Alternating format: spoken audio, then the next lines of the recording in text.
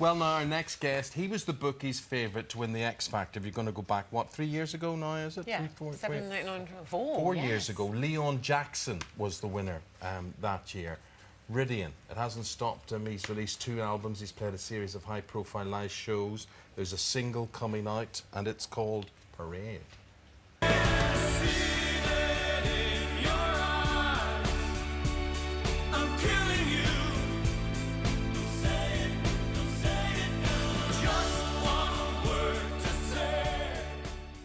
Well, we're just saying it wasn't. Well, I was quite enjoying that. That was a bit short and mean, wasn't it? But he's going to sing live at the end of the show, so you get the whole thing. Oh, yes. Teaser. We're doing it live. Yes. No, we were just saying, you know, runners-up seem to do very well from X Factor. Well, yeah, it worked out well for me. You know, 4 years on, I can honestly say I've had 2 weeks off in a block since the X Factor.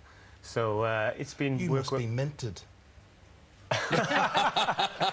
Not as rich as you, but I've been very blessed, you know, and things have really taken off, and building the foundations, and I've been lucky enough to do theatre, my own TV shows, albums, and travel a bit. And so you were given the opportunity through X Factor, and you made sure when the ball was passed to you, you were going to put it in the back of the net, basically.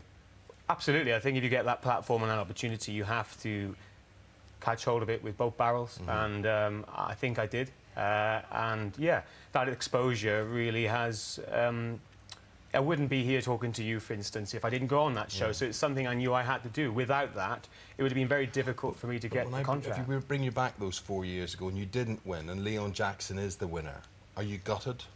Not at all. No. I mean, I don't know what he's doing right now with Leon and stuff. I'm sure he's fine, but you know, I think if I'd dwelled on that coming second and thought, oh, it's all over. But luckily, the next day, people were phoning me saying, can you do this, can you do that? And I knew, actually, all I wanted to do was get my voice out there and be seen. And then the winning was important at the time, of course it was, because a lot of people were voting for you. So, but coming second, really, and people like Ollie Murs have shown, JLS have shown, Susan Boyle, that second can actually work out better. And you've done so many things, like you said, there's great variety. You haven't just been stuck doing one thing. And you're touring, aren't you, with We Will Rock You at the moment? I am, yeah. I'm on tonight in Birmingham. It's a great show. Yeah, I think it's a fantastic role for me, playing the role of Khashoggi. Khashoggi, yeah. And he's the chief of police, isn't he? I know. He's a nasty piece of work. Oh my. So yeah, it suits me down to the ground. And you've got a talent show, so you are now looking. You were the talent, now you're looking for new talent. Well, yourself. I mean, it's a new venture for me, having my own show. It's on Sky, S4C, a channel in Wales, which they've been very loyal to me, and it's my own entertainment show. I think they're in 8 or 9 shows in a Christmas special, and part of the show is looking for new talent. So I'm going around the whole of Wales. What, everything, singing, everything, dancing? Instrumentalists, dancers, pop groups, soloists, and there are details on my website, rhydianroberts.com, in order to ring in, because there's a phone number they need to ring in order for me to go out and see them. And I want to pick people that don't have necessarily the stories. I want to cut to the chase. I really want talented people to come on the show and work with perhaps their heroes or whatever in the industry, something like Nigel Kennedy working with a violinist. Now you're singing. Sorry. Yes, I was just about to Where say, John, if you Go don't on, mind. then. If you could just stand up here, because I'm just looking, things you're working at. I mean, is this a corset? Or, I'm just looking, this guy is as fit as a butcher's dog here. Well, no, it's not his ankles we're interested in. I'm interested in his six-pack here and how tight he is here in the middle. How much working out do you do? Do you know, I try and work out every day if I can. I won't be today because I'm here and then going to Birmingham.